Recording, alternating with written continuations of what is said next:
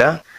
Saya Zulkifli M. Abbas mengharapkan sahabat-sahabat semua untuk kemudian mensubscribe, like, dan juga men-share channel kita ini. Salam Tauhid, salam satu Tuhan. Oke, dalil major. Ya, apalagi Anda sering saya bisa perhatikan ya memelintir-melintir ayat untuk suatu pembenaran. Jadi Anda bukan tujuan mencari kebenaran, untuk cari pembenaran. Sekarang ya, menurut Yesus penyesat yang datang setelah dia, nama dan gelarnya siapa? Adalah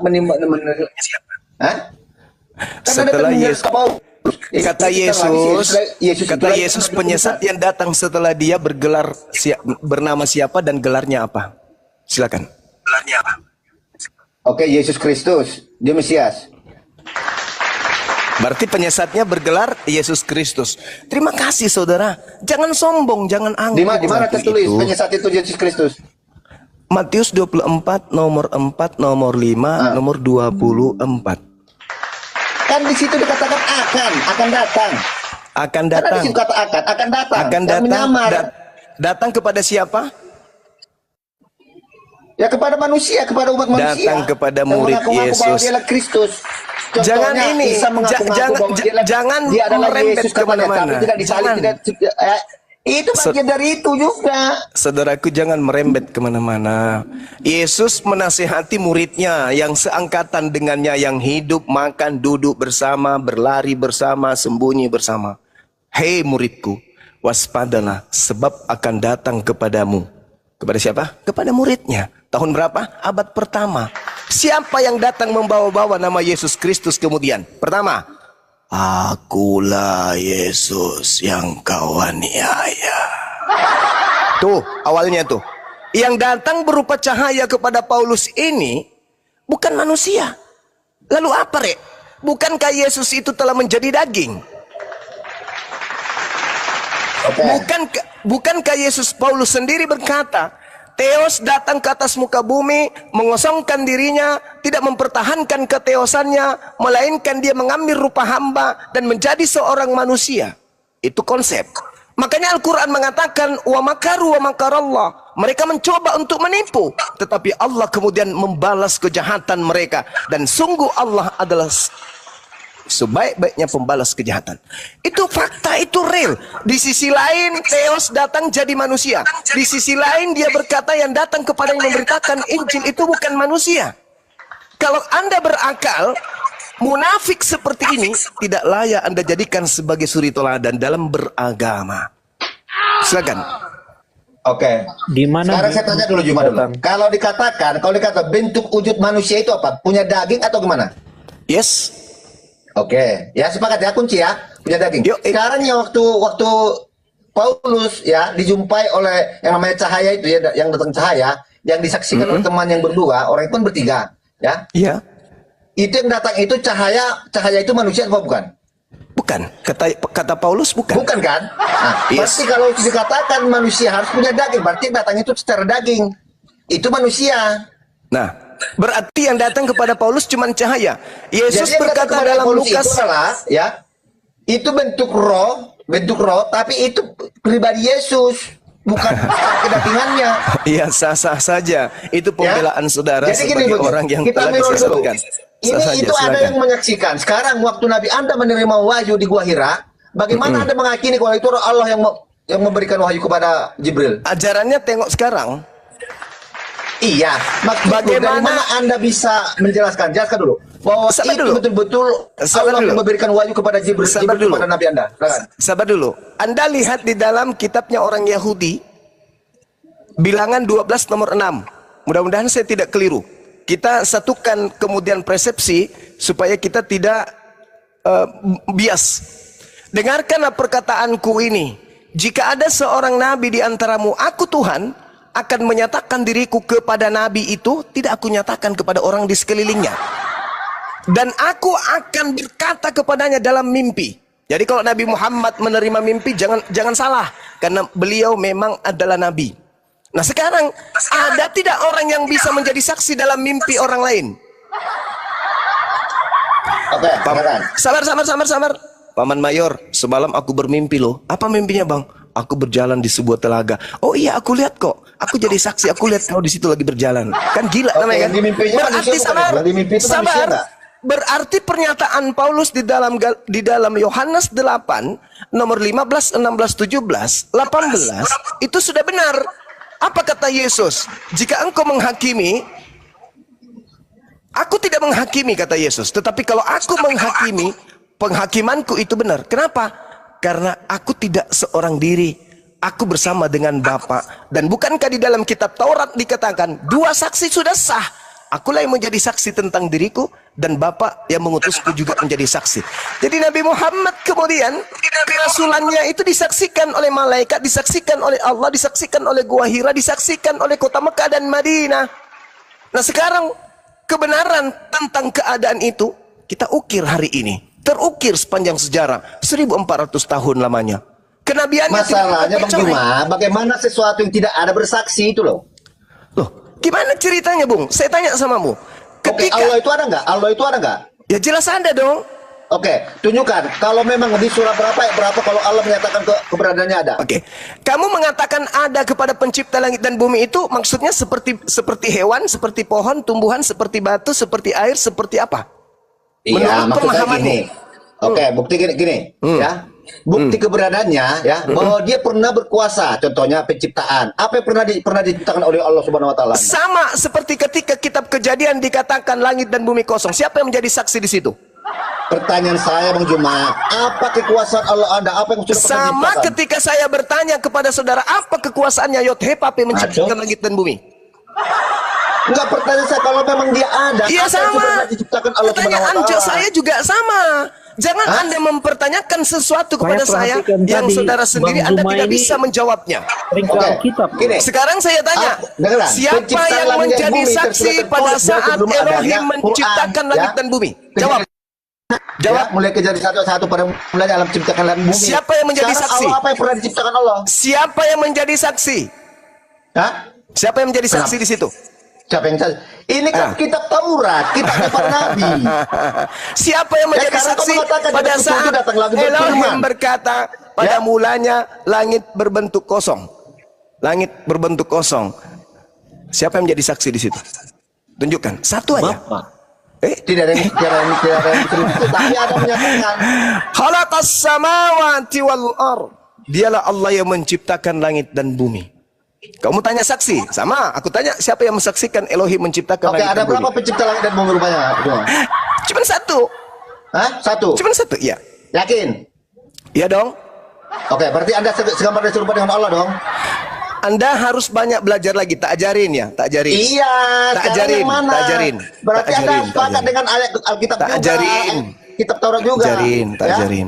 Tak ajarin, dengarkan saya. Kejadian 1:26. Dengarkan. Allah menjadikan segala jenis binatang liar dan segala jenis ternak dan segala jenis binatang melata di bumi. Allah melihat bahwa semuanya itu baik. Masuk ke poinnya. Berfirmanlah Allah, baiklah kita menjadikan manusia menurut rupa, menurut gambar dan rupa kita. Menurut gambar kan? Bukan menurut wujud Allah. Bukan menurut hakikat Allah. Tapi menurut gambar Allah. Allah menggambarkan manusia itu 2 mata, hidung, mulut, telinga. Allah kemudian menciptakan gambaran tersebut. Jadi Allah tidak sedang menciptakan makhluk yang serupa dengan dirinya. Iya benar. 2 Samuel 7 nomor 22 tidak ada yang serupa dengan Allah. Dengar dulu, di mana ayat ini yang bisa Anda samakan dengan Tuhan Anda menciptakan? Silakan. Menciptakan manusia. Tuhannya Bani Israel yang menciptakan alam semesta. Tuhanku juga menciptakan alam semesta. Tidak mungkin Tuhan itu dua. Allah Subhanahu wa taala menjelaskan salah satu dalil di dalam Al-Qur'an. Apa kata Allah ketika kemudian Allah menciptakan dan mengutus Nabi Musa alaihi salam? Qala ya Musa, inni istafaituka 'alan nasi birisalati wa bikalami. Fahusma ataituka wa kum minasyakirin. Allah Tuhanku berfirman kepada Nabi Musa. Allah Tuhanku berfirman kepada Adam. Allah Tuhanku berfirman kepada Nabi Ibrahim. Allah Tuhanku berfirman kepada Nabi Isa alaihi salam. Jadi Allah yang datang menyatakan diri kepada baginda Rasul Muhammad SAW, ada Rabbus samawati wal ard, yang menciptakan langit dan bumi, laisa kamislihi syai'. Makanya Tuhannya Bani Israel, sabar, Tuhannya Bani Israel di dalam 2 Samuel 7 nomor 22 tidak serupa dengan makhluk. Bagaimana dia bicara sama Musa? Dengan melalui perantaraan. Tadi saya sudah membacakan Al-Quran surah Asy-Syura ayat 51. Tidak pantas kemudian manusia berbicara langsung dengan Allah, melainkan melalui perantaraan. Perantaraan siapa? Perantaraan Ayat malaikat. berapa? Al-Quran surah Asy-Syura ayat 51. Kisah para Rasul 7 nomor 35, 38 dan 53. Musa menerima firman dari malaikat. Bukan Malaikat dari mana? Dari malaikat siapa? Ya tanya Kisah para Rasul, karena kalau di dalam di mana Allah pernah memberikan malaikat firman? Kalau malaikat di Islam yang menerima, yang menyampaikan wahyu itu disebut Roh Kudus atau Jibril. Qul nazzalahu ruhul Jibril qudus malaikat min rabbika bil haqq. Itu dalam berarti Al-Qur'an Jibril Karim. malaikat Bang Juma. Yang mana? Berarti Jibril itu malaikat. Yes, Gabriel datang pada bulan ke-6 kepada Maria. Makanya aku mau minta data juga. Dalilnya di mana? Di mana Allah pernah menyatakan Al-Baqarah ayat 97, Qul man kana aduwwan li Jibril fa innahu nazzalahu ala qalbika bi iznillah musaddiqan lima baina yadayhi wa hudaw wa busyra lil mu'minin. Jadi saudara, kembali kepada tema, yang datang kepada kalian yang mengaku Yesus Kristus itu yang mati untuk Paulus itu bukanlah nabi kami yang di tengah-tengah Bani Israel lahir tanpa ayah. Itu adalah makhluk halus yang kemudian datang kepada Paulus mengaku Yesus Kristus, yang membuat hari ini Anda melantik yang namanya Kristus ini setara dengan pencipta Tuhannya Yahudi. Hanya iblis yang mau menyatarai Tuhan. Dan Anda adalah pasukan iblis yang melantik Kristus setara dengan pencipta langit dan bumi. Yesus ketika datang di tengah-tengah Bani Israel bersaksi. Ada kesaksianku yang lebih penting dari kesaksian Yohanes Pembaptis, bahwa semua pekerjaan mujizat, kekuatan dan tanda-tanda yang aku lakukan di tengah-tengah Bani Israel, semua itu bersaksi bahwa Bapaklah yang telah mengutus aku. Bukan Bapak yang menjadi aku, tetapi Bapak mengutus aku. Bedakan Bapak menjadi Yesus dengan Bapak mengutus Yesus. Hanya akalah yang bisa menghantarkan Anda keluar dari ajaran tersebut. Yang benar itu siapa? Isa atau Yesus? Yang benar itu adalah Isa alaihissalam. Isa itu terjadi di abad keberapa dia itu? Isa alaihissalam itu adalah nabi kami yang datang ke tengah-tengah Bani Israel. Sabar, jangan emosi. Sabar, ini ujian. Ya, jangan emosi. Nabi Isa alaihissalam disebut oleh Bani Israel dengan sebutan Yosua atau Iso dalam bahasa Aramaik atau bahasa Suryani. Sedangkan Yesus itu adalah tokoh fiktif yang dijual Paulus kepada Bani Guk atau Bani Romawi dan Yunani. Tidak ada kemudian Yesus itu mati terkutuk. Tidak ada Yesua Hamasia mati terkutuk. Itu enggak ada. Tidak ada. Apa yang membuat Yesus Kristus anak Maria yang kami sebutkan dengan Yesua Hamasia atau Isa Al-Masih ini terkutuk? Tolong saudara Kristen pertanggungjawabkan mulut kalian. Pertanyaan saya Bang Juma, dia berapa kisah Isa itu di muka bumi ini? Dengar. Tolong Anda tunjukkan kepada saya satu dosa yang dilakukan oleh Isa putra Maryam atau Yesus putra Maryam yang membuat dirinya mati terkutuk. Tunjukkan. Tunjukkan kepada saya. Silakan. Ya, dosanya itu dia membuat burung dari tanah. Hai. Bismillah. Tidak ada izin Allah. Saya kasih dalil. Saya kasih dalil kepada saudara Kisah Para Rasul 2:22. Di situ diterangkan kemudian oleh Lukas, asisten Paulus dalam hasil penyelidikannya. Apa kata dia? Hai orang-orang Israel, ya Bani Israel, Dengarlah perkataan ini. Yang aku maksudkan adalah Yesus dari Nazaret.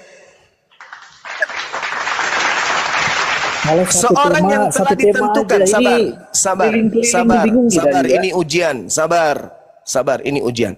Seorang yang telah ditentukan oleh Allah dan yang dinyatakan kepadamu dengan kekuatan-kekuatan dan mukjizat-mukjizat dan tanda-tanda yang dilakukan oleh Allah melalui perantaraan Yesus di tengah-tengah kamu seperti yang kamu tahu. Jadi tak ada satupun yang terjadi terhadap Yesus Nabi Isa alaihissalam dalam Al-Quran selain biiznillah, dengan izin Allah. Allah yang melakukan, bukan Nabi Isa. Tapi Nabi Isa yang mempraktikkan di tengah-tengah Bani Israel. Yohanes 5 nomor 30, aku Yesus tidak dapat berbuat apa-apa dari diriku sendiri. Berbeda dengan Kristus yang datang kepada Paulus, kepadaku telah diberi kuasa baik di langit maupun di bumi. Pergilah, jadikanlah seluruh bangsa menjadi pengikutku. Itu bukan Yesus kami, itu bukan Nabi Isa alaihissalam. Oke, Isa itu ada dalam dunia nyata. Gak usah kamu ribut Isa, Yesus, Isa, Yesus. Iya, maksudku makanya aku nggak tahu saudara, Yesus itu tokoh fiktif. Dia berapa? Yesus itu tokoh fiktif. Maria Isa itu ada nggak? Miriam. Isa itu ada nggak? Isa hidup di zaman apa? Miriam Hidup tidak di zaman mungkin. apa? Isa. Miriam tidak mungkin memberi ayat apa di Isa datang di muka saya bumi mendukung di dalam kerajaan Roma ayatnya. Miriam tidak mungkin memberikan nama anaknya dengan nama penjajah, nama pemakan babi dan tidak bersunat Yunani. Gak mungkin. Yesus itu nama Yunani. Tidak pantas seorang yang suci, yang lahir dari perawan suci diberikan nama paganisme. Yesus itu nama pagan, nama yang diberikan kepada tokoh fiktif yang menuding bahwa dia datang di tengah-tengah Bani Israel menjadi Tuhan. Itu konsep yang tidak ada di dalam pengajaran Nabi Isa alaihissalam. Sampai di sini paham. Kalau Yesus Kristus disalibkan di zaman Gubernur Pontius Pilatus, kalau Isa dan Miriam hidup di zaman apa? Itu tidak diceritakan secara lengkap di dalam Al-Quran, karena Al-Quran bukan buku cerita yang disusun berdasarkan hasil penyelidikan. Andai saja, iya atau tidak? Andai saja baginda Rasulullah Muhammad sallallahu alaihi wasallam hidup di abad pertama dan dia adalah rasul palsu, maka dia juga akan melakukan penyelidikan sama seperti Lukas dan Markus, begitu juga Paulus in the gang. Pahami itu. Tapi karena Rasulullah menerima wahyu dari langit, maka apa yang diterima itu yang disampaikan. Nabiku tidak ngarang cerita seperti Lukas, Markus dan juga Paulus. Paham sampai sini? Pertanyaan saya kepada saudara. Pertanyaan saya kepada saudara. Oke, pertanyaan saya kepada saudara. Pertanyaan saya kepada saudara, nanti Anda boleh bertanya kepada saya. Saya tidak lama lagi kok, saya mau istirahat. Jadi gini. Tolong tunjukkan kapan kemudian Roh Kudus datang kepada Lukas menceritakan tentang kisah Yesus kepada Aliteng. Saya tunggu. Di mana Roh Kudus datang kepada Matius, datang kepada Lukas, karena dua wartawan inilah yang mencatat tentang silsilah Yesus. Tolong tunjukkan kepada saya di mana tertulis Ruah HaKodes atau Roh Kudus atau Ruah Elohim datang kepada Lukas, datang kepada Matius, sehingga dia mampu menceritakan tentang silsilah sembahan Anda Yesus Kristus. Saya tunggu, saya kasih waktu 2 tahun lewat 6 bulan. Silakan. Oke. Saya tutup berat sambil menunggu legitimasi yang diberikan. Bagaimana Santo Lukas itu mengetahuinya itu, yaitu kita bisa baca di 28 ayat 19. Karena itu pergilah, jadikanlah sebuah bangsa muridku dan berkatilah mereka dalam nama Bapa, Putra dan Roh Kudus dan ajarlah mereka segala sesuatu. Jadi Santo Lukas itu menerima ajaran daripada para rasul-rasul. Itu legitimasinya. Itu Matius itu bang, situ, salah. Itu Matius itu bang, bukan Lukas. Lukas, sama juga. Nah sekarang pertanyaan saya, wahyu yang pertama diterima Lukas dari Roh Elohim yang mana? Sudah dikatakan, ajarkan kepada mereka, bukan wahyu. Berarti Anda ingin membantah Al-Quran dengan karangan, karena bukan wahyu, sementara Al-Quran itu wahyu. Udah ya Bang ya, silakan dengan teman-teman saya Bang Yesus Blender, itu mungkin nyata, ada yang ingin saksi disampaikan. mata. Saksi mata, kalau kebohongan Bang, 1.000.000 saksi tapi bohong percuma. Tanpa saksi tapi kebenaran, itu pasti valid. Itu pasti valid. Iman Kristen itu karena keberangkatan Tuhan Yesus Kristus. Oke, kalau begitu saya boleh tanya kepada saudara, siapa saksi Yesus datang kepada Lukas? Ada? Ada saksi? Saksinya ini Bang. Siapa? Ada Bang. Siapa? Saksinya Bang. Saksinya Siapa? saksinya saya. Waktu saya minum kopi. Dengerin dulu, ge. Waktu saya minum kopi sama bodrek tuh. Pas.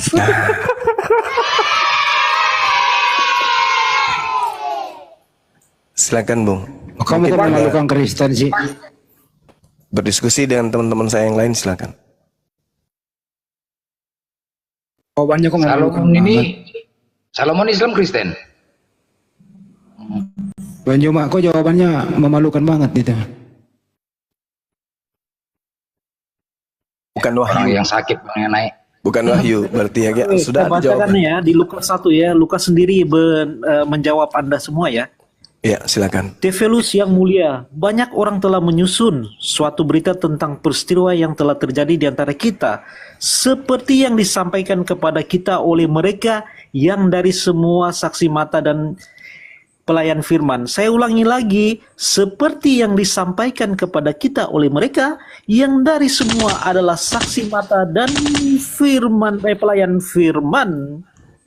Siapa itu mereka? Sesuaikah Matius 28 Siapa ayat mereka 19 itu, Bang? tadi? Siapa mereka itu Bang? Rasul Petrus, Rasul Yohanes.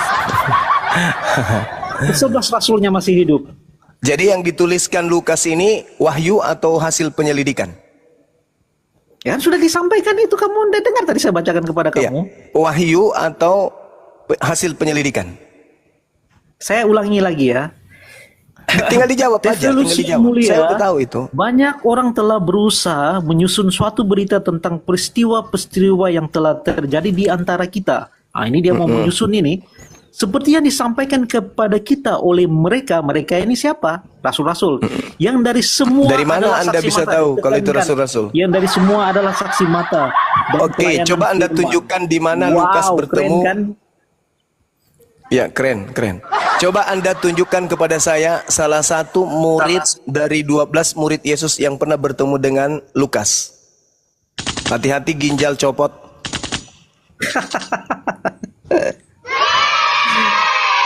Tidak dijelaskan, itu sangat Tidak dijelaskan. Itu makanya saya katakan saudara, sebuah kebohongan menghadirkan jutaan saksi. Kalau semuanya saksi bohong, percuma. Sebuah kebenaran tanpa saksi, kalau kebenaran tetap aja kebenaran. Contoh, ketika ada wanita, mohon maaf, tidur dengan seorang laki-laki. Tak ada yang melihatnya, tak ada yang melihat wanita ini kemudian tidur dengan laki-laki itu. Diperkaos, hamil. Pertanyaannya kemudian, karena tidak ada yang melihat dia diperkaos, apakah kehamilannya itu fiktif?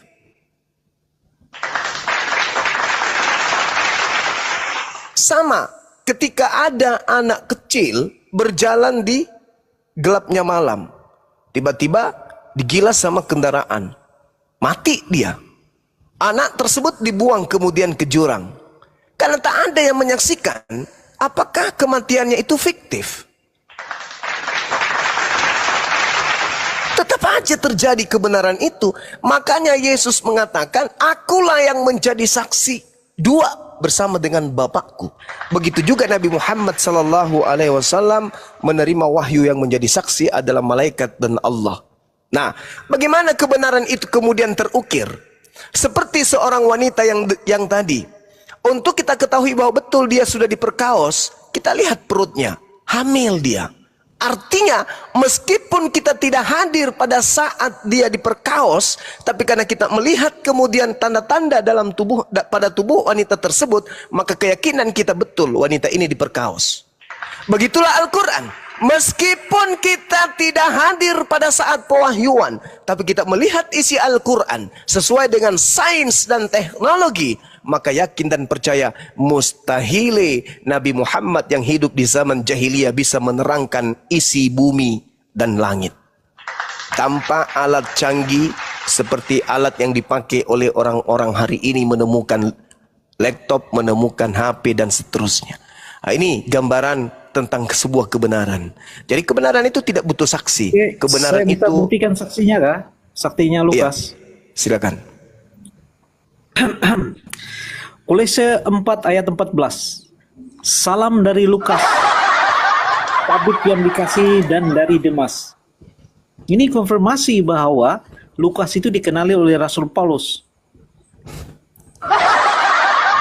Paulus itu punya asisten dua. Anda mengatakan Asisten Paulus itu ada dua, yaitu Markus dan juga Lukas. Itu asisten Paulus.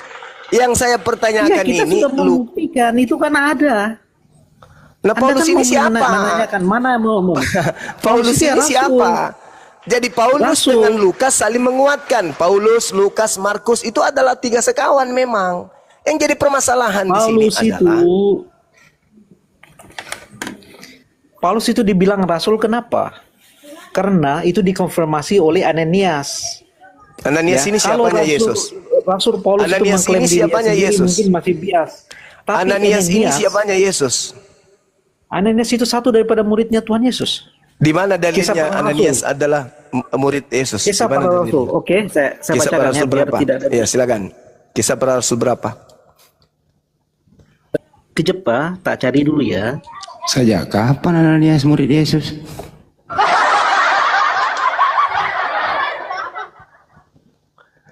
Ananias ente leheng eleheng ente. Kalau nggak salah, Nias itu adanya di Sumatera. Kisah para Rasul 13. Jawab Ananias, dia memanggil Tuhan. Dari ini Tuhan loh dia. Jawab Ananias, Tuhan. Dari banyak orang yang telah ku dengar tentang orang itu, betapa banyaknya kejahatan yang dilakukan terhadap orang-orang kudusmu di Yerusalem. Dan ia datang kemari dengan kuasa penuh dari imam-imam kepala untuk menangkap semua orang yang memanggil namamu. Tetapi firman Tuhan kepadanya, pergilah, sebab orang ini adalah alat pilihanku untuk memberitakan namaku kepada bangsa-bangsa lain serta raja-raja dan orang-orang Israel. Ini kejadiannya. Kalau saya tanya dulu saudara, Anda tahu tidak Kisah Para Rasul ini ditulis tahun berapa? Sampai Pak Bom bertelur, tidak ada orang Kristen yang tahu kapan Kisah Para Rasul ini dituliskan. Kisah Para Rasul ini ditulis oleh Santo Lukas. Okay? Kapan?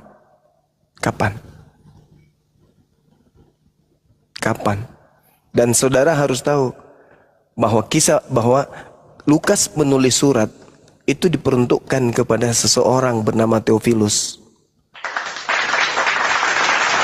Bukan untuk seluruh umat manusia. Silakan baca Kisah Para Rasul 1. Hai Theophilus, dalam buku kau yang pertama. Ingat, Lukas itu, sekarang pertanyaan saya, ini kedua, Lukas ini menulis surat untuk siapa? Aku menulis tentang segala yang dikerjakan oleh Yesus sampai pada hari dia terangkat. Saudara, Lukas ini menulis surat untuk siapa? Untuk Theophilus, bukan untuk kita kan? Ya ini kan kesaksian. Loh, Theophilus yang mulia, banyak orang yang berusaha menyusun. Siapa orang-orang itu? Apa hasil susunan-susunan berita dan peristiwa yang terjadi? Boleh nggak saya minta? Saya ingin baca untuk membandingkan dengan apa yang disusun Lukas. Kan ini kan karya ilmiah menurutnya. Maka muncul pertanyaan saya, Theophilus ini sopere. Ternyata Lukas menulis surat hanya untuk satu oknum saja. Anda lihat data sebelumnya di data nomor 3 dan nomor 4. Karena itu setelah aku menyelidiki segala peristiwa itu dengan seksama dari asal mulanya, aku mengambil keputusan untuk membukukannya dengan teratur untukmu, supaya engkau, Theophilus, dapat mengetahui bahwa segala sesuatu yang diajarkan kepadamu sungguh benar. Lukas dan Kisah Para Rasul adalah sebuah buku karya ilmiah hasil penyelidikan seorang Lukas, diperuntukkan untuk satu manusia saja, yaitu Theophilus, bukan untuk seluruh dunia. Makanya jawabnya Lukas di ayat 1. Makanya Theophilus yang mulia, banyak orang telah berusaha menyusun suatu berita peristiwa yang telah terjadi di antara kita. Udah Seperti yang selesai, disampaikan saudara. kepada kita oleh Selesai. mereka, yang Lukas dari kita semua adalah menulis saksi Kisah dan Para pelayan Rasul firman. dan buku Lukas. Buku Lukas ini ditulis oleh Lukas untuk satu orang, yaitu Theophilus, bukan Iya, untuk tapi dia Kristen menerima sedunia. kesaksian dari pelayan firman saudara, itu. Lukas ini Bagaimana? menulis Wajibkah surat kita untuk mempercayai? seorang. Kita harus wajib Begitu juga mempercayai. Paulus. Kenapa? Karena Paulus dari itu menulis surat saksi bukan mata yang untuk hidup. seluruh dunia. Paulus itu menulis surat bukan untuk seluruh dunia. Paulus itu menulis untuk orang-orang tertentu saja. Belakangan surat-suratnya diambil Salah, oleh Pak. Kekaisaran Roma, lalu kemudian mereka jadikan sebagai kitab untuk melancarkan aksi mengajak orang-orang di bangsa-bangsa di bawah jajahannya untuk menyembah kepada dewa mereka. Saya bacakan kepada saudara, tolong dicatat. Roma itu ditulis tahun 55 sampai 57. Korintus Ini ditulis jawaban, tahun 55 ini jawaban 57. Yesus sama kamu langsung, Pak Juma. Ini jawaban Yesus sama kamu Apa langsung. itu? Kisah Para Rasul 9 ayat 16. Aku sendiri akan menunjukkan kepadanya betapa banyak penderitaan yang harus ia tanggung oleh karena namaku. Terus? Ini lagi Lalu? manifestasi daripada Tuhan Yesus langsung. Kisah Para Rasul Siapa yang dan mau juga membantah? Ini Lukas tulisan merah. itu ditulis untuk Theophilus titik. Untuk Theophilus surat itu ditulis. Itu lagi Dengarkan saudara, metodasinya izinkan Rasul saya Paulus. menyelesaikan dulu skripsi saya, tesis saya tentang apologet Kristen ini. Ketika berbicara mengenai surat Korintus itu ditulis untuk orang-orang yang ada di Korintus, di Korintia Tengah, Selatan, Yunani. Begitu juga dengan surat Filipi. Filipi itu ditulis kemudian untuk orang yang ada di Filipi Municipal, Filipoi di Yunani. Kolose itu ditulis untuk orang yang ada di Kolose, di kota kuno, di Frigia Utara, Laodikia. Galatia itu ditulis untuk orang yang ada di Galatia di antara Turki. Di antara Turki inilah kemudian orang-orang jemaat-jemaat Galatia itu menerima surat Galatia. Filemon ini ditulis oleh Paulus untuk orang yang bernama Filemon, orang yang hidup di Kolose di wilayah Efesus. Kemudian Titus ini menulis surat untuk seseorang anak yang bernama Titus di Antioquia. Kemudian Efesus ini Paulus menulis surat untuk orang kudus yang ada di Efesus, penyembah dewa Yunani yaitu dewa Artemis. Kemudian Tesalonika ini ditulis oleh Paulus kepada orang yang ada di Tesalonika, kota di Yunani Utara. Kemudian Timotius ini ditulis untuk seorang manusia yang disebut sebagai manusia Theos atau manusia Tuhan. Di mana Timotius ini adalah anak angkat daripada Paulus itu sendiri. Dia kemudian Timotius ini sebagai anak angkat Yesus, yang mana Paulus, anak angkat Paulus, yang mana Paulus ini curhat di dalam 1 Timotius 1 bahwa Kristus mati untuk dirinya, dosa-dosanya. Kemudian Roma itu ditulis untuk bangsa Roma. Tidak ada di antara 13 surat Paulus yang ditulis untuk orang Batak, untuk orang Manado, untuk orang Papua, untuk orang Toraja, untuk orang Timur Leste, siapa lagi? Tidak ada. Semuanya ditulis hanya orang-orang tertentu, jemaat-jemaat tertentu. Akan tetapi penguasa kala itu, yaitu Imperium Romawi, mengambil surat itu dan dikirim ke wilayah-wilayah jajahannya untuk dijadikan sebagai kitab suci. Untuk dijadikan sebagai kitab yang dianggap suci. Itulah yang terjadi. Begitu juga ketika masuk ke Nusantara, dibawa oleh kerajaan Belanda. Bisa jawab? Silakan. Tolong tunjukkan surat Paulus yang diperuntukkan untuk orang Indonesia. Oke, Satu saya aja, jawab silakan. Ya. Oke. Anda mengerti jemaah Allah? Makna jemaat Allah? Jemaat semisal gitu. Jemaat semisal. Jemaat Allah di Korintus. apa gitu. Anda mengerti? Hah? Kepada jemaat Allah di Korintus. Mana ada? Siapa nabi yang diutus ke Korintus? 1 Korintus 1 ayat 2. Tidak Kepada ada nabi diutus Allah ke di sana. Korintus.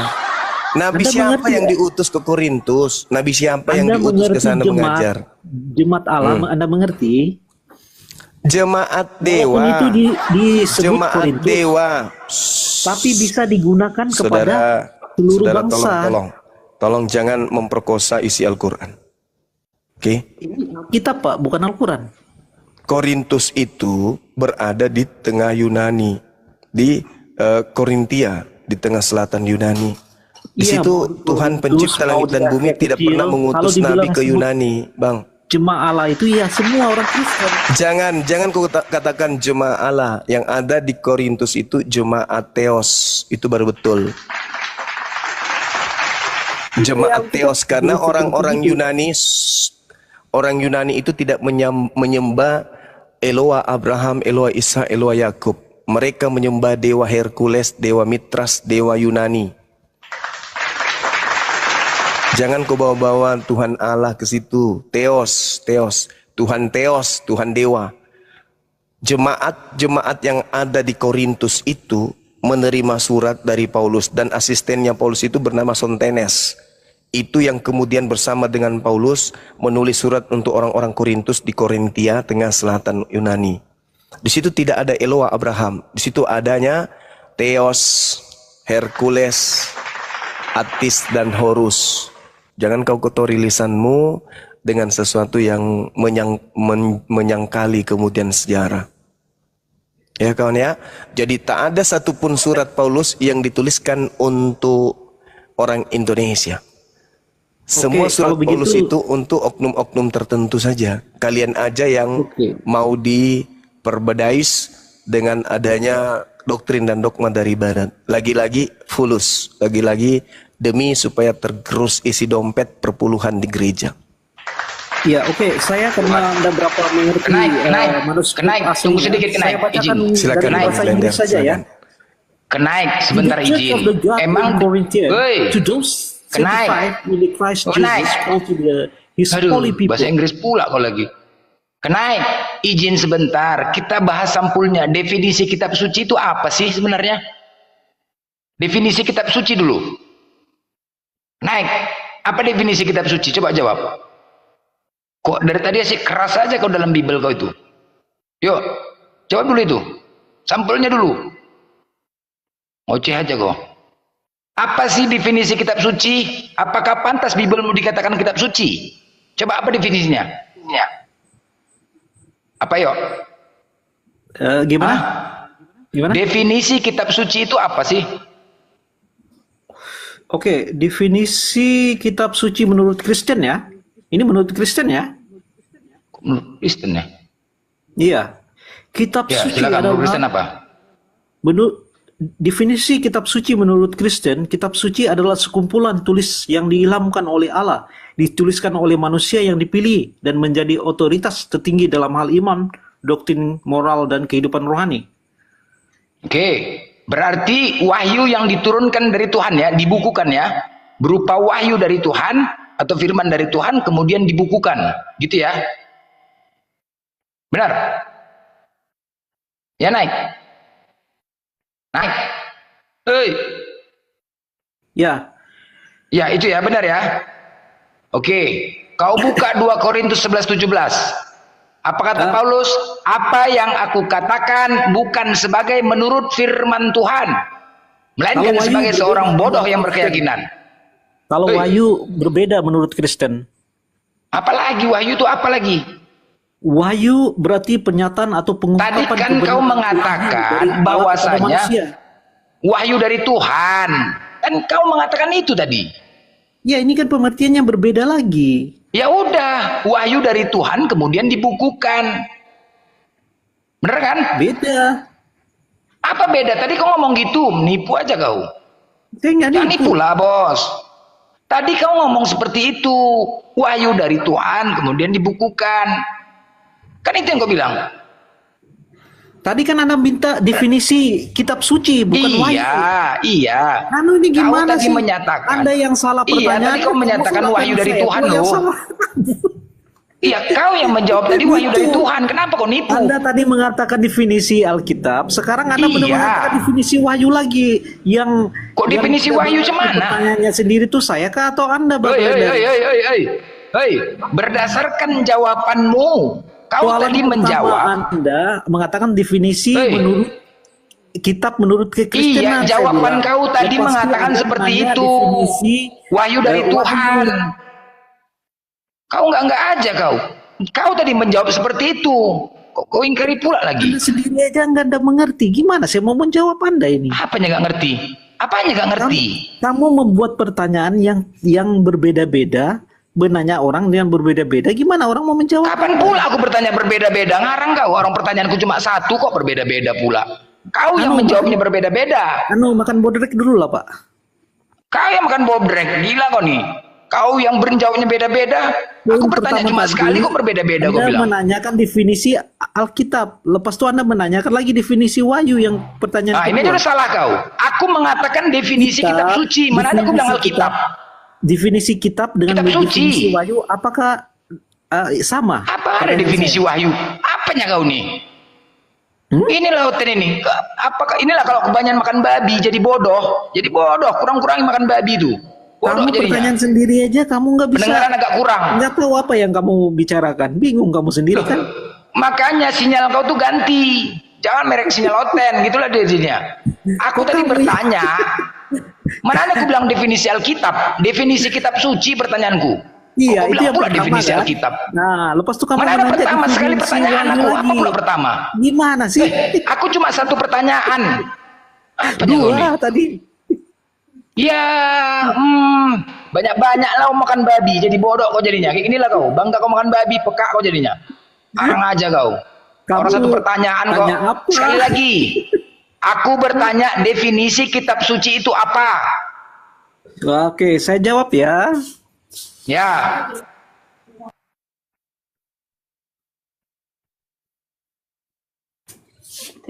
Kitab suci adalah kumpulan tulisan yang diilhamkan oleh Allah, dituliskan oleh manusia yang dipilih.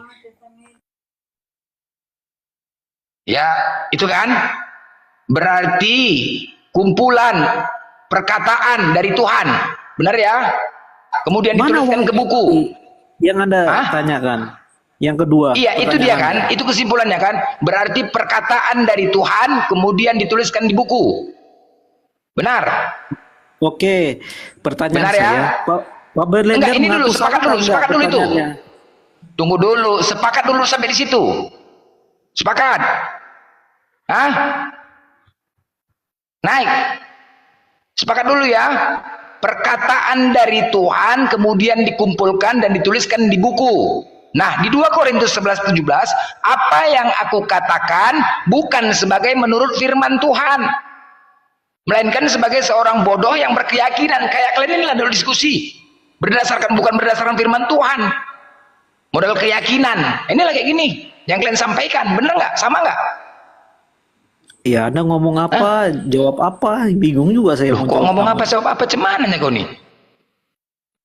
Kau dengar nggak apa yang aku bilang atau pura-pura nggak dengar? Saya ulangi ya, kitab suci Kristen itu adalah kumpulan Astaga. tulisan yang diilhami oleh Allah, ditulis oleh manusia, dipilihnya dan menjadi otoritas tertinggi dalam hal iman, doktrin, moral dan kehidupan rohani. Sudah kamu paham? Pecah piringku nih gara-gara kau nih. Pecah piringku gara-gara kau. Dari tadi bolak-balik diulangin. Aku bertanya, itu aja pertanyaanku. Kebanyakan makan babi kau. Pura-pura nggak dengar atau cemana? Kau ulang-ulang lagi. Udah kesepakat iya kau bilang. Tadi udah bilang sepakat kita iya. Pura-pura nggak dengar kau ini yang ianya. Banyak makan babi kau gini lah. Kurang-kurangin makan babi. Udah tahunya kau. Udah macet. Macet kau. Ya salah lah kau. Tadi kau bilang sepakat, kita kan pura-pura nggak tahu kau. Kena data 2 Korintus itu mencret kau. Berbeda apa yang kau sampaikan kan? Berarti Bibelmu itu bukan kitab suci. Paham? Bukan kitab suci. Udah, jangan kau banggakan kali. Udah tahu tadi disebut Bang Juma di Lukas Jadi tadi menurut apa? Bang Blinder, kitab suci itu apa? Ya kitab suci itulah wahyu dari Tuhan, firman dari Tuhan, kemudian dibukukan. Yang namanya suci itu apa coba? Suci itu bersih, bebas dari najis, bebas dari dosa, itu suci. Sekarang Bibel kalian suci nggak? Berserak lah, berserak Amsal, Yeskiel, aduh, itu bisa suci? Enggak. Itu kan definisi suci kan kitab. Oke, saya jelaskan ya. Lagi? Menurut kekristenan, wahyu berarti mengungkapkan atau penyataan dari Allah kepada manusia tentang siapa dia. Jangan Allah kau panggil Theos. Dan rencananya bagi umat manusia. Jadi, Theos. beda pemahaman kamu dengan saya. Mana pula beda, tadi sama. Ketika kau menyampaikan itu, iya sama. Wahyu dari Tuhan. Ku ikutin jawaban kau. Mana Kan saya sama bilang, kan? definisi Lah, tadi saya tidak bilang ngomong wahyu loh. iya, kau mengatakan wahyu dari Tuhan. Kan itu kan? Benar kan? Yang saya bawa ini, yang kedua, nomor 2 ini arti wahyu. Ya iyalah, wahyu dari Tuhan kan? Dari pertanyaan pertama, kenapa tiba-tiba pergi ke wahyu? Siapa yang bertanya pertama? Orang satu pertanyaan aja kok. Kapan pula aku bertanya 2? Kamu sudah bertanya kepada saya 2. Satu, definisi kitab suci. Dan kedua, kamu tanya wahyu lagi. Jadi kan woi, kalau kau makan babi, makan congornya, jangan dagingnya. Jadi bodoh kau. Atau ekornya kau makan. Ekornya itu kau makan, biar pintar kau. Kadang-kadang kau bangga kali makan babi, kayak gitulah kau. Babi diharamkan kau makan, jadi bodoh. Ginilah kau. Nggak ada aku bertanya 2 pertanyaan, kau bilang 2 pertanyaan. Satunya aku bertanya, makan kau ekornya itu, babi itu. Kalau nggak congornya, kau makan congornya. Berani kau makan congor? Nggak aja orang 1 pertanyaan, kok 2 pertanyaan. Kapan pula aku 2 pertanyaan? Sebetulnya poin kamu ini apa? Saya juga jadi bingung. Poinnya adalah kenaik of cross longor. Udah selesai. Itulah poinnya. Nggak ada aku bertanya 1 pertanyaan. Kau bilang 2 pertanyaan. Entah kapan aku 2 pertanyaan. Sakit kau. Itulah kau bangga makan babi itu. Mana ada aku 2 pertanyaan? 1 pertanyaannya aku. Marang aja kau. Udah, dijelas kau. Udah, nggak pantas Bibel kau dikatakan kitab suci. Kamu kan sama kayak Paulus. Pasal kalian pengikut Paulus sama. Paulus mengatakan apa yang kukatakan di surat-suratnya bukan berdasarkan firman Tuhan. Sama kayak kalian. Kalau diskusi bukan berdasarkan firman Tuhan. Bukan suka-suka hati kalian aja. Begini menafsirkan kami aja menjaga-jaga baik kali kitab kalian. Menjaga kami. Kami menjaga, kami hanya membacakan. Kan Yesus selalu mengatakan, sebab tertulis, jangan kau menambahi dan mengurangi firman Tuhan. Kalian suka-suka hati menambahin mengarang-arang. Yang mati rohani lah, mati jasmani lah, sunat hati, entah dari mana datangnya itu. Yang nggak ada tertulis mati rohani, kalian buat mati rohani. Entah kayak mana pun mati rohani. Sunat hati, ada aja lah kalian tambah-tambahin. Apa nggak emosi kami sama kalian? Kami menjaga baik-baik kitab kalian. Menjaga baik-baik. Berhati-hati kami menyampaikan kitab kalian itu. Datang kalian suka-suka hati kepala otak. Kalian aja menafsirkannya. Nambah, ngurangin. Nggak ada sunat hati, kalian buat sunat hati. Udah mentok, kalian bawa. Kalau bahas Tuhan, kalau sudah mentok, kalian bawa-bawa si Firman. Kasihan aku nih si Firman itu ya. Si Firman pun lagi goreng ikan dia. Si Firman aja kalian bawa-bawa. Kalau udah mentok mas ketuhanan, Firman jadi urusan. Boleh saya jawab arti firman dalam kekristenan? Nanti kau lah. Firman Tuhan dalam kekristenan adalah penyataan Allah kepada manusia, baik dalam pribadi Yesus Kristus, dalam Alkitab maupun dalam perkataan yang lagi bawa dilakukan. angkot Firman nih, lagi bawa angkot dia. Ngapain kau bahas-bahas dia? Lagi bawa angkot Firman tuh dah. Walaupun nggak aja pernyataan-pernyataan. Lagi bawa angkot dia. Tetanggaku nih Firman. Semua orang marganya. Kalau udah mentok bahas ketuhanan, wow, siapa Allah? Siapa ini? Yesus utusan? Oh enggak, Firman jadi masalah. Firman diuruskan. Ya Firman, kasihan nanti, yang selamat di nerakanya cuma Firman lah aku rasa. Dipanggil Yesus, Firman sini kau, benar kau Tuhan, kata Yesus.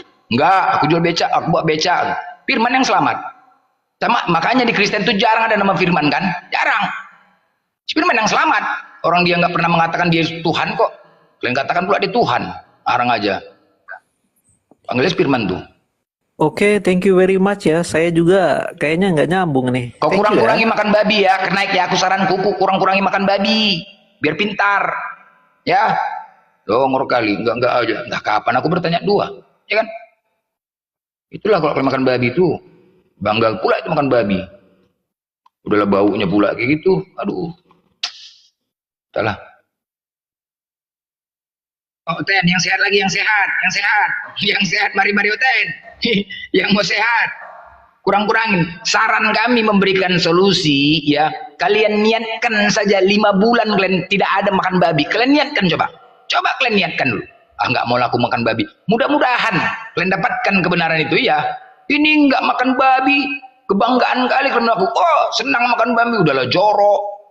Makan babi itu tahu kali aku kayak mana babi itu dibuat. Waduh, kejam kali ya. Besi dipanaskan, dicucuk ke lubang itu. Waduh, mengkaing-kaing, bah. Parah tuh. Kayak gitulah kalian makan. Udah jelas-jelas babi itu nggak boleh dimakan. Entah kapan Yesus makan babi. Bangga kali kalian makan babi.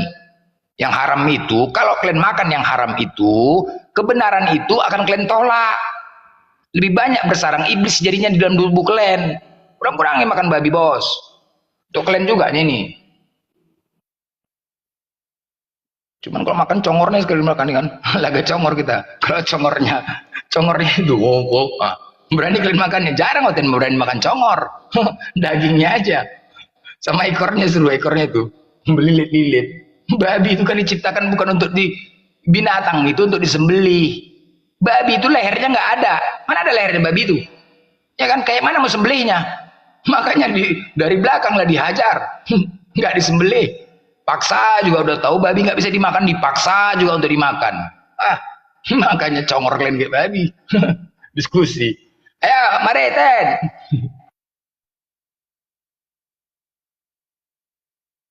Berserak semua bang, berserak. Enggak, kita kan cukuplah. Banyak di situ ayat mengatakan, kalau aku mengatakan ini ya, ayatos ya. Kalau Oten kan firmanos, os semua, teos, ayatos, bukan ayat. Banyak ayatos di Bible mereka mengatakan kami bodoh karena Kristus. Jadi kalau diskusi sama Oten ini ya, aku nggak mau, janganlah sampai kita Islam bodoh karena Oten. Cukuplah Oten bodoh karena Kristus. Kalau yang bodoh dibal-bal saja. Yang bodoh itu jangan kita ladenin. Kadang-kadang berteman kau dengan penjual minyak wangi, kau akan wangi. Berteman kau dengan orang bodoh, kau jadi bodoh. Janganlah. Cukuplah mereka aja yang bodoh. Kalau nggak betul. Manalah coba. Ada nggak pernah aku tadi mengatakan pertanyaan 2 pertanyaan? Ada nggak? Kan nggak ada kan? Ada saksi di bawah? Nggak ada kan? Mana ada aku bertanya 2 pertanyaan? Satunya pertanyaan dikatakan 2. Ayo silakan. Ten, bertanya lah yuk, mencari kebenaran kita di sini. Santun. Paling tidak kalian catat aja di dalam kitab kami. Bersyukur juga lah, berterima kasih lah kalian sama kami. Banyak ya di Bible kalian itu kami sampaikan kepada kalian. Paling tidak kalian catat untuk direnungkan. Udah, renungkan di rumah. Kalau memang kalian nggak mau diskusi sini. Assalamualaikum warahmatullahi wabarakatuh. Waalaikumsalam. Ya Ustaz, baru datang juga Ustaz. Warahmatullahi wabarakatuh. Ya, ini ada yang baru naik juga ini. Semangat malam Pak Andi.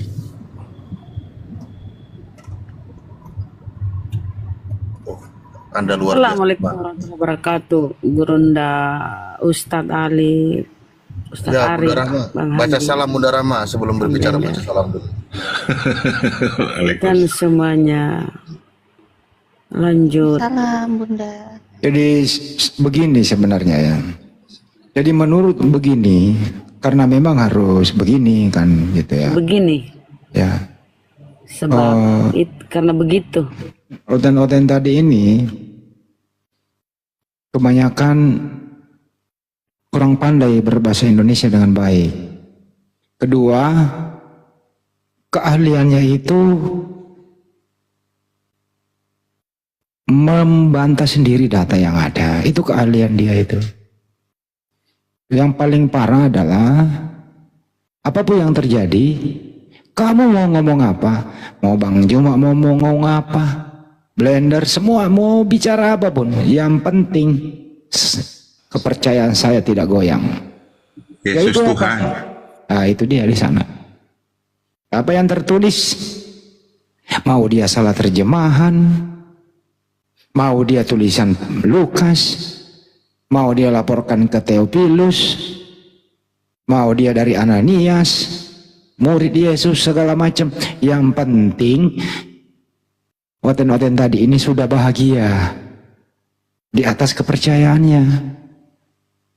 Kerjaan kita bagaimana supaya mereka ini kembali dulu ke start dari nol.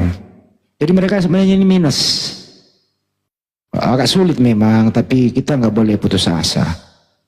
Insya Allah di luar sana banyak yang teredukasi kok. Lagian juga ini jejak digitalnya, habis live kita nanti ada di YouTube. Kalau bukan dia mungkin saudaranya mungkin yang mau monitor. Kalau bukan dia saudaranya mungkin kemanakannya, tetangganya. Kok begini banget sih Muslim kok kalau ngomong pakai data, justru dia melawan data. Jadi jangan khawatir teman-teman, debat kita kali ini atau diskusi kita kali ini, jejak digitalnya itu ada di YouTube. Ada di Alif Channel, Julkifli Mabas, Andi Slebes, Natalia Iriani, macam-macam. Dan malam ini juga banyak di luar sana yang kami belum ketahui siapa-siapa pemilik channel yang melive-kan ini. Gitu ya, ada Ilham TV yang kami nggak kenal, penontonnya lumayan. Ilham TV sudah berapa kali saya peringatkan, mari kita berjamaah, datanglah ke sini memperkenalkan diri. Kalau Anda Muslim, alhamdulillah kita bisa berteman, berjamaah, sama-sama berdakwah. Tapi kalau Anda bukan Muslim, Anda Kristen, yang memberi Anda tontonan, yang memberi Anda gift, saudara Muslim saya, waspada ini, Ilham TV dan lain-lain ya, kira-kira begitu. Sekali lagi, saya atas perintah Pak Ketua Ustaz Alif dari pembina Bang Juma dan semuanya memerintahkan kepada saya sebagai umas, tolong yang melive-kan di sini, tolong izin minimal memberitahu supaya nanti kalau ada apa-apa kita bisa sama-sama bertanggung jawab. Jangan sampai Anda yang bermanuver, kami semua yang mengambil batunya gitu. Sekali lagi Ilham TV, kalau anak waktu, mari silakan naik di sini memperkenalkan diri. Maupun ada ketua dan pembina di sini. Makasih. Mantap Bang Andi, Masya Allah. Siap. Ya mungkin teman-teman Kristen yang masih mau berdiskusi, bertanya, bersoal jawab, monggo silakan. Di sini banyak guru-guru kami yang menyimak, yang siap untuk menjawab setiap pertanyaan teman-teman Kristen semuanya.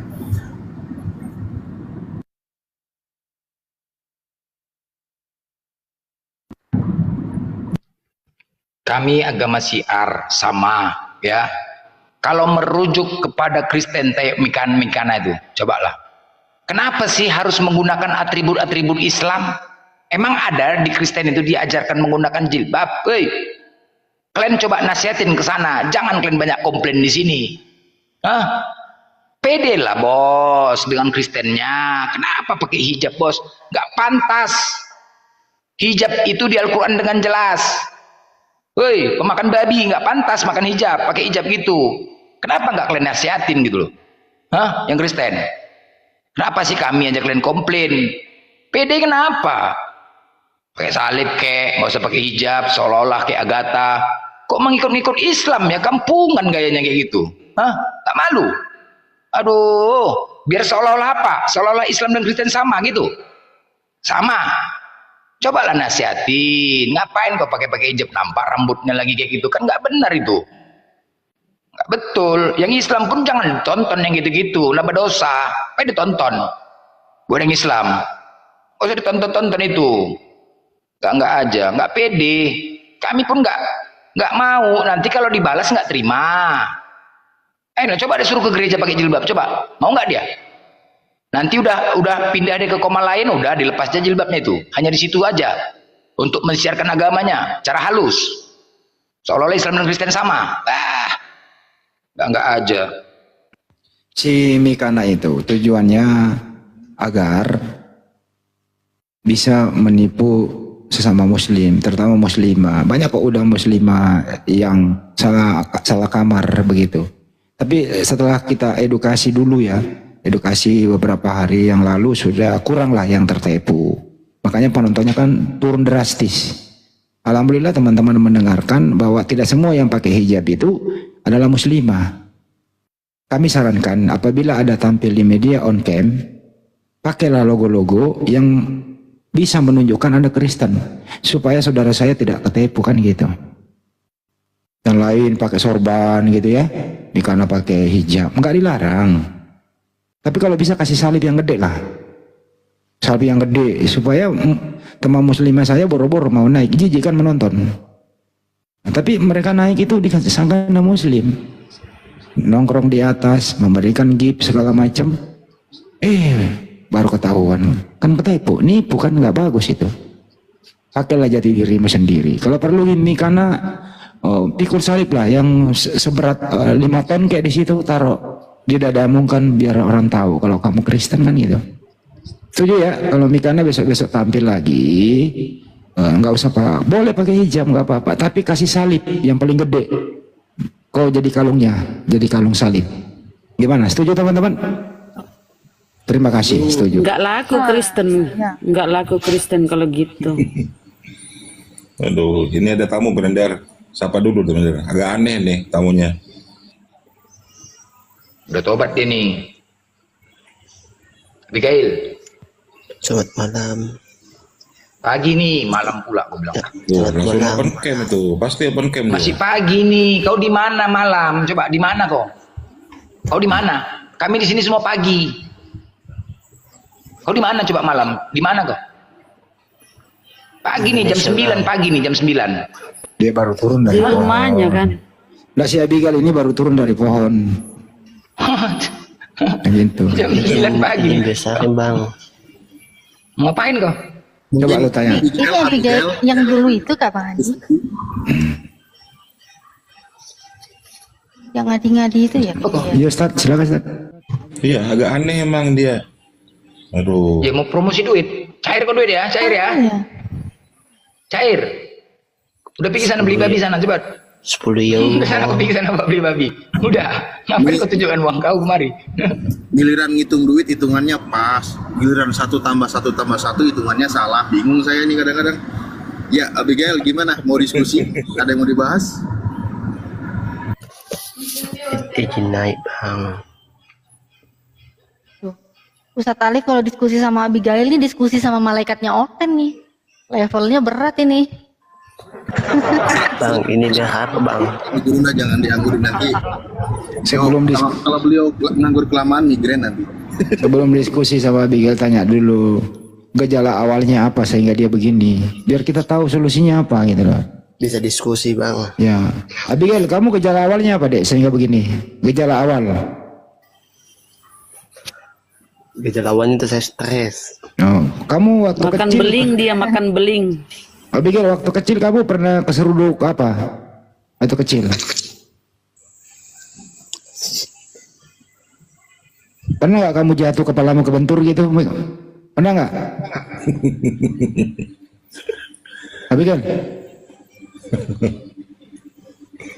Udah budak. Iya. Waktu kamu kecil, pernah nggak kamu mengalami insiden musibah apa gitu? Jatuh dari ayunan atau ketiban apa gitu? Pernah nggak? Soalnya saya lihat tatap matamu itu kosong.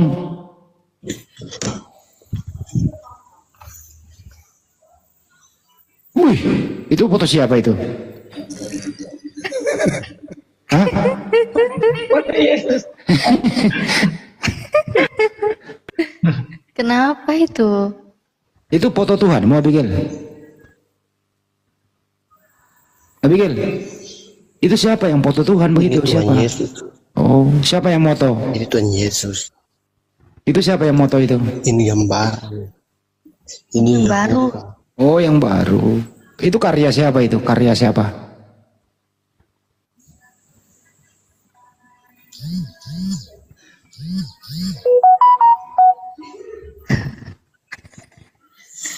Bang. Ini kayaknya ini masih berobat jalan ini. Kira-kira apa ya obatnya ya? Bang, aku kirim DM ya. Oh, minyak rem. BNI. Oh, minyak rem. Teman-teman tulis di bawah ini semua di YouTube mau dimanapun. Kira-kira ini anak ini supaya dia sehat obatnya apa ya kira-kira ya? Ditulis saja. Siapa tahu ada yang mujarab obat apa kira-kira buat ini anak supaya sembuh. Kasih minum racun tikus. Racun tikus, Mos, kasihkan. Bu Nawas kena rungkat. Kira-kira obat apa? Silakan. Nanti saya bacain. Waduh. Ada potas. 200.000.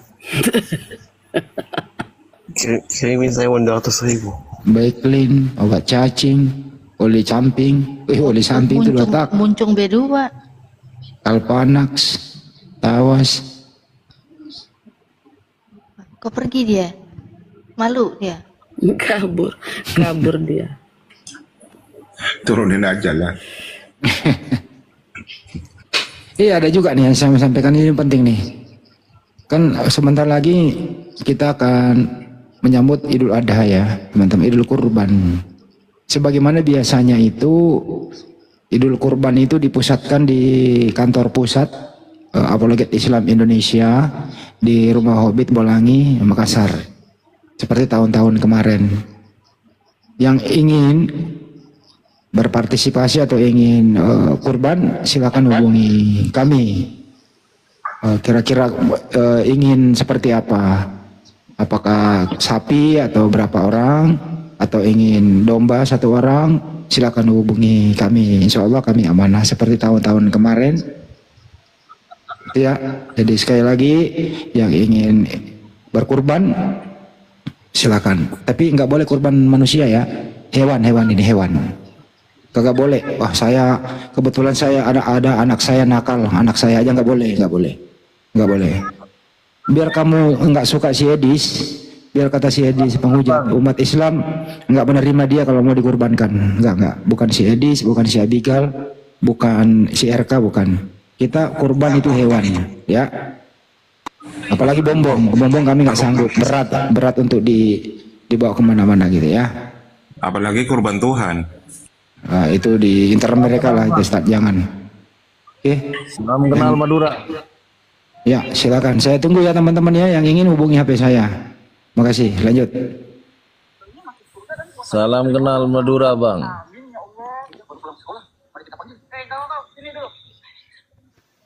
Iya, Bang. Islam Kristen, Bang. Aduh, Islam ya. Ya, sedikit teman-teman ya, buat Kristen ya. Setiap kita diskusi, kalian selalu menyatakan bahwasanya Tuhan kalian tidak mati. Yesus, sering ya.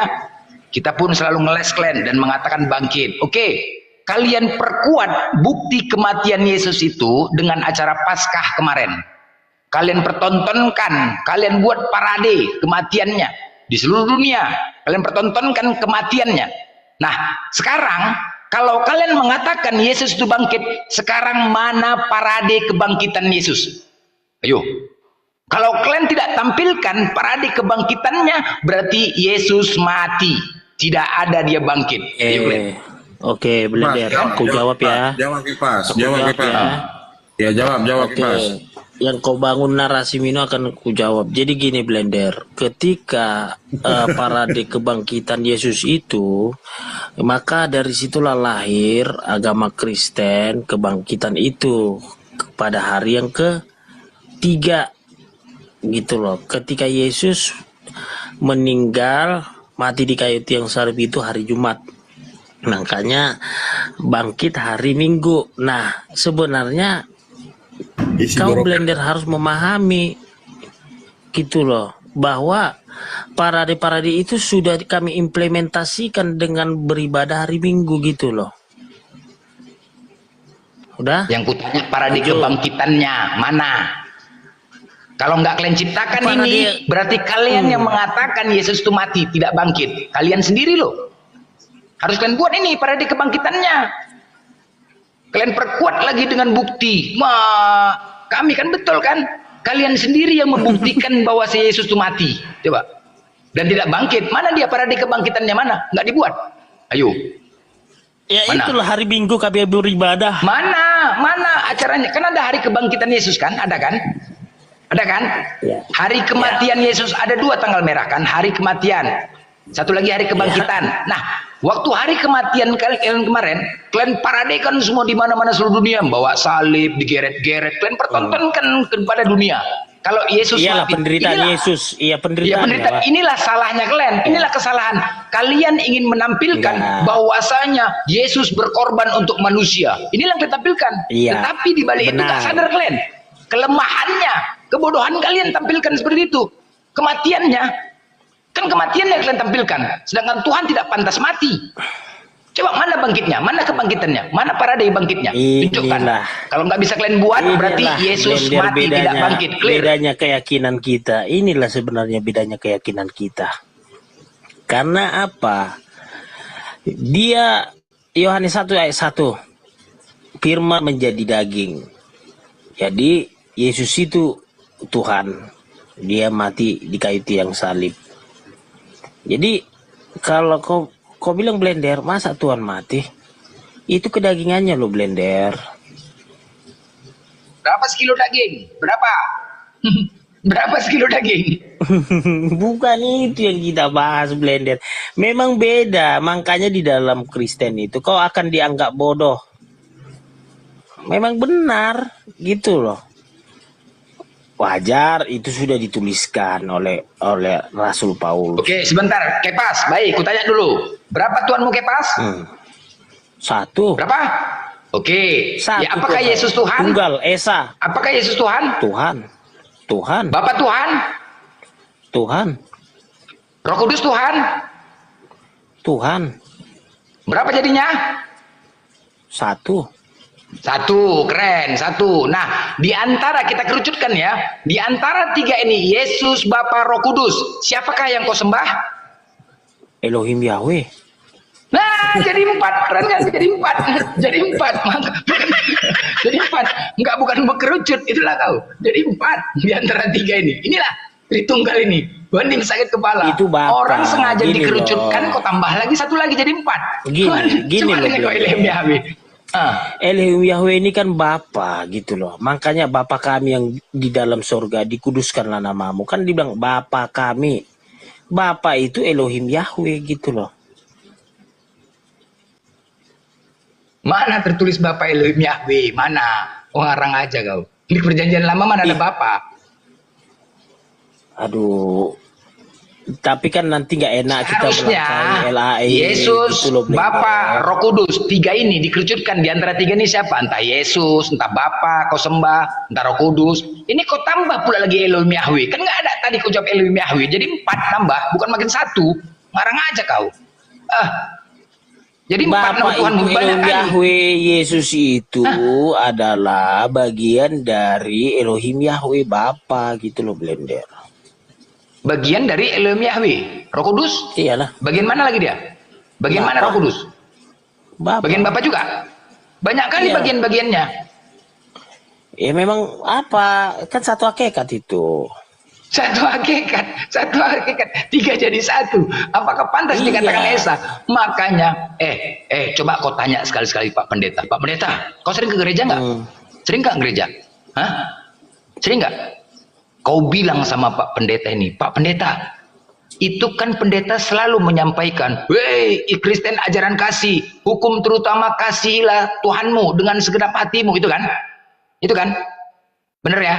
Coba kau baca. Hukum kasih. Coba kau baca di Markus 12:29-nya. Kata terutamanya itu dari Markus 12:29, Bos, bukan di 30-nya. Coba perhatikan. Pak Pendeta bilang, hukum yang terutama kan dari Markus 12:29. Kenapa langsung 30? Apa itu? Dengarlah hai orang Israel. Dengarlah hai orang Israel. Hukum yang terutama, dengarlah hai orang Israel. Tuhan Allah kita, Tuhan itu Esa. Kemudian apa? Kasihilah Tuhanmu dengan segenap hatimu, dengan segenap kekuatanmu, dengan segenap akal pikiranmu. Kemudian ketiga, kasihilah sama manusia. Itu ditinggalkannya yang Esa itu. Ditinggalkan. Ya kan? Bener nggak? Coba kau perhatikan kitab kau. Salahnya ya iya. Salah lah. Kenapa Pak Pendeta mengatakan itu hukum terutama? Yang terutama itu dengarlah orang Israel. Tuhan Allah kita, Tuhan Esa. Itu yang terutama loh. Bukanlah. Kenapa dilompatnya? Itu jelas. Jadi gini loh Blender, dari Kejadian sampai Wahyu itu semua itu dikerucutkan menjadi hukum kasih. Kasihlah Tuhan Allahmu seperti dirimu sendiri, kasihlah sesamamu. Aku dari kejadian, kecelakaan, keguguran, udah aku pahami tuh, udah pahami. Jadi kau gak usah kau tambah-tambahin, gak usah. Udah sampai keguguran, udah pahamin, gak usah kau tambah-tambahin Kepas. Ngarang aja kau. Inilah kalau kau ya udahlah. Kalau kau nggak peduli kau, coba aku tanya sama kau, aku kasih kau pilihan. Di depan kau ada uang 100 juta, udah ada cewek pula lagi kan, cewek satu orang, udah suruh sama kau. Terus tiba-tiba di belakang kau ada yang ngomong gini, Kepas, Yesus bukan Tuhan. Mana yang kau pilih? Pasti kau kejar itu kan? Kau tinggalkan uang itu kan? Tinggalkan nggak? Ku tinggalkan uang itu, ku kejar siapa? Betul kan? Kau tinggalkan uang itu kan? Lebih kau kejar itu ngomong, Yesus bukan Tuhan. Iya, nggak peduli kau. Yang penting Yesus Tuhan. Mau apapun kau bilang Yesus Tuhan, selesai, ya kan? Nah itu coba ada dalilnya, ada gini loh Blender. Ketika kita argumentasi, ada Yohanes 13 ayat 13, Filipi 2:5-11 gitu loh. Nah di Yohanes 1 sampai 14 itu ayat 14 itu tertuang semua bahwa Yesus itu Tuhan gitu loh. Kita nggak gini loh, nggak ngasal gitu loh. Kau percayakan kau masa penghakiman itu kan di akhirat kan? Percaya nggak kau? Makanya apa kata Yesus? Aku dalam dia. Percaya nggak? Tanya apa dulu? Percaya nggak? Satu. Ada penghakiman. Kepas, percaya nggak kau? Ya percayalah, di Wahyu kan ada. Percaya kan? Semua akan diadili. Percaya nggak? Percaya, benar sekali. Percaya, oke. Di Matius 7:21 di situ jelas. Ketika kalian menjerit Tuhan Yesus, Tuhan di mana kau Tuhan? Campakkan, datang Yesus. Akulah Yesus yang kalian cari. Ada apa? Tuhan selamatkan kami Tuhan Yesus. Kami telah bernubuat atas namamu. Kami telah bermujizat atas namamu. Kami telah mengusir setan atas namamu. Hei, katanya. Sejak kapan aku mengatakan diriku Tuhan? Pandai-pandaian kalian. Di mana pernah aku mengatakan Tuhan? Itu nanti kau dipanggil semua saksinya itu. Yohanes, Markus, Matius, Lukas, Paulus di kitab kalian. Dipanggil, dihadapkan di depan kalian. Dihadapkan semuanya. Kau Yohanes, benar. Kau yang menulis kitabmu selama di dunia. Iya. Kau Markus, ini orangnya. Semua dipersaksikan di depan kalian. Hei, di mana pernah aku mengatakan diriku Tuhan? Jawab. Coba. Di semua akan dipanggil.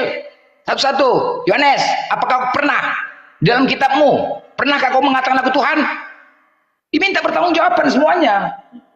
Di depan kalian semuanya. Tengok, aku bersaksi di sini. Semua Kristen. Itu kan ditujukan untuk Kristen tuh, Matius 7:21 kan? Satu-satunya agama yang memanggil Yesus Tuhan adalah Kristen. Yang bernubuat, bermujizat selama itu siapa? Kristen. Jadi ditujukan untuk Kristen itu. Semua dipanggil Kepas, semua satu-satu. Paulus, Yohanes, apakah kau pernah menulis dalam kitabmu? Aku pernah mengatakan diriku Tuhan. Apa jam tidak Tuhan? Jadi apa yang kau tulis? Yohanes 17:3, inilah hidup yang kekal, mengenal engkau satu-satunya Allah yang benar dan mengenal Yesus yang telah engkau utus. Masuk lagi Markus, semua ditanya. Sebelum minta pertanggungjawaban, baru terbengong-bengong lah kalian, terbengong-bengong. Kalau sekarang bisa lah kalian ngomong. Beda. Ya iya. Beda Blender. Kalau saya kan dari materai dengan darah Yesus. Jadi nggak pakai nggak berlaku materai. Gini dulu Blender, nggak ada kurban dengan darah binatang, daging binatang. Kita ini sudah ditebus oleh Tuhan Yesus dengan darahnya yang suci gitu loh.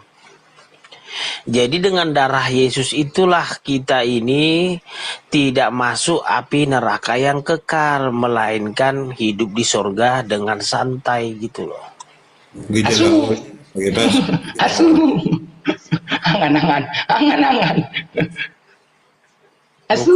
Nanti kau di dalam kubur kau ditanya sama malaikat. Sini pakai mas. Iya. Sini kau kukasih 3 pilihan Kepas. Retak ginjal kau, retak rahang kau, pecah kepala kau. Pilih mana kata malaikat? Mana kau pilih coba di antara 3 itu? Mana kau pilih? Ini siapa yang ngajarkan kau mati pakai peti nih? Hah? Pakai jas. Mau kemana kau? Pakai jas, pakai dasi. Mau kemana kau? Woi, ditanya lah mau kemana kau jawab.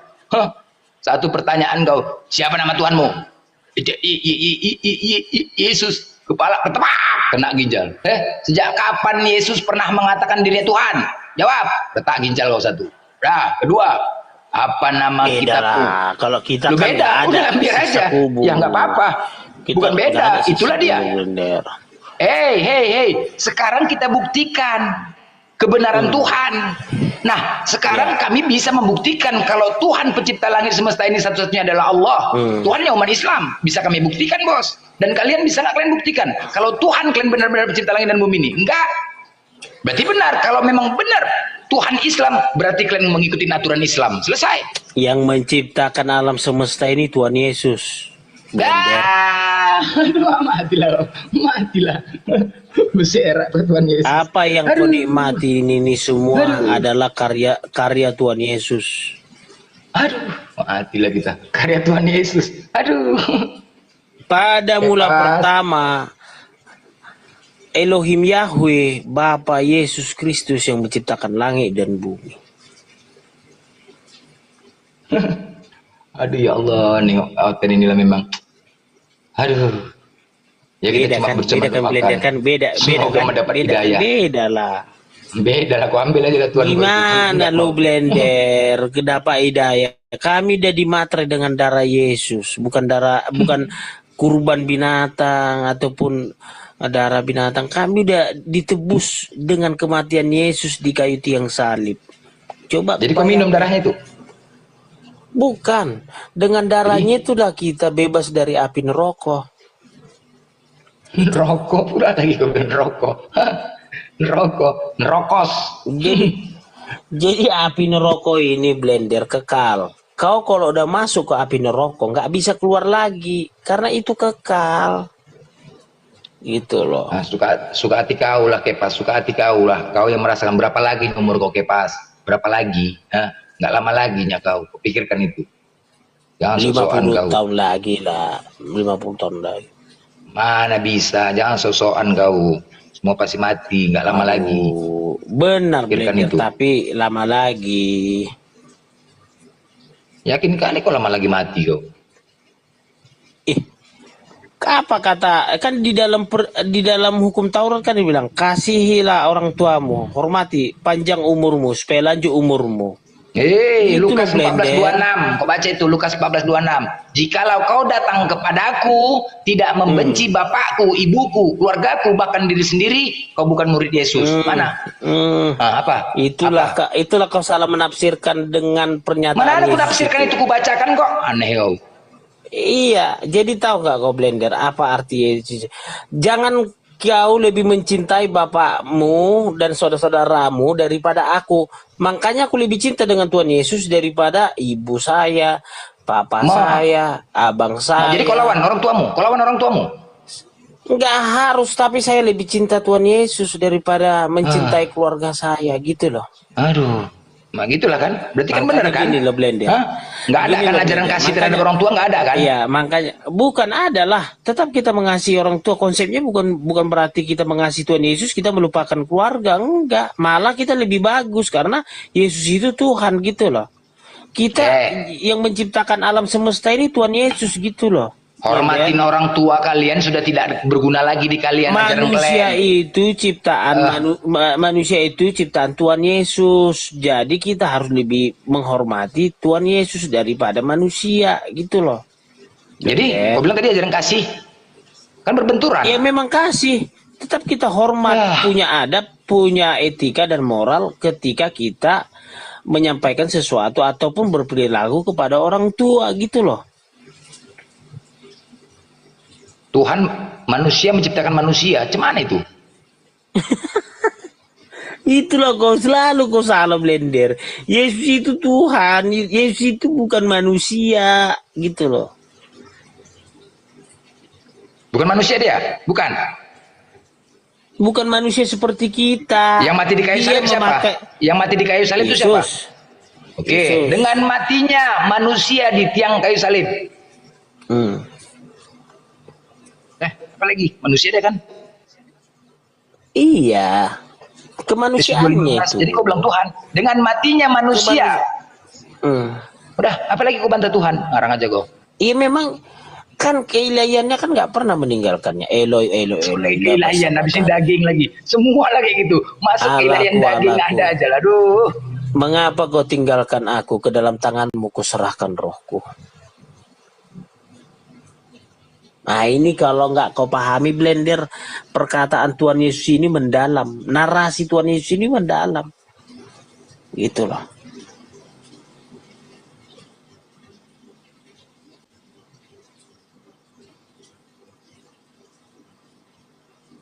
Nggak ada yang ngopen perkataan kau Kepas. Nggak ada yang ngopen. Ya nggak ada, karena apa? Karena gini loh, semua apa yang kalian ragukan ini, apa yang kalian pertanyakan ini selama ini sudah diputuskan oleh Yohanes 13 ayat 13, Filipi 2:5-11. Udah selesai semua apa keraguan kalian. Makanya gini loh Blender, kalau kau ragu dengan kitabmu, tanyakan kepada kami orang Kristen. Mana ragu dengan kitab?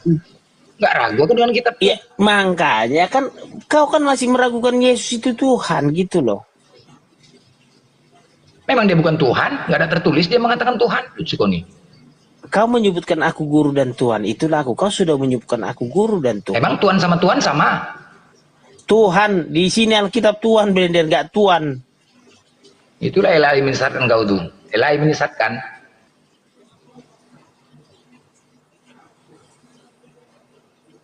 Kan gara-gara Yohanes 13:13 itulah kalian tersesat. Teks aslinya itu Tuhan, bukan Tuhan.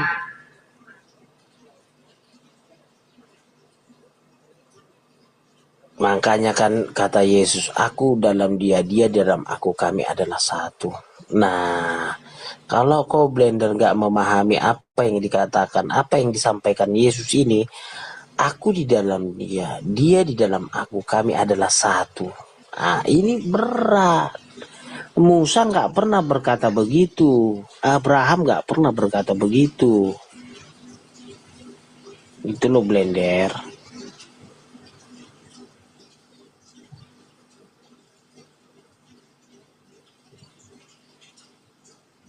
Tuhan sama-sama penguasa, oke? Tuhan dan Tuhan. Tetapi Tuhan itu penguasa langit dan bumi. Tuhan tidak bisa menguasai langit dan bumi. Misalkan tuan rumah, kau juga dikatakan tuan rumah ketika kau pemilik rumah. Tuan tanah, tuan takur itu bilanglah. tuan takur ya kan? Nah itu tuan. Apakah kau penguasa rumah bisa dikatakan pemilik penguasa langit dan bumi? Kan tidak. Jadi beda. Tuhan beda, bukan Tuhan. Tuhan ada hanya. Tuhan itu teks aslinya Tuhan. Ah, kau pun ngarang aja kau. Ada hanya Tuhan. Jadi gini loh Blender ya. Gini ya Blender ya. Penyesalan seseorang itu adalah ketika dia tidak tahu siapa Tuhannya sebenarnya. Rasanya dari tadi dengerin Kepas. Begini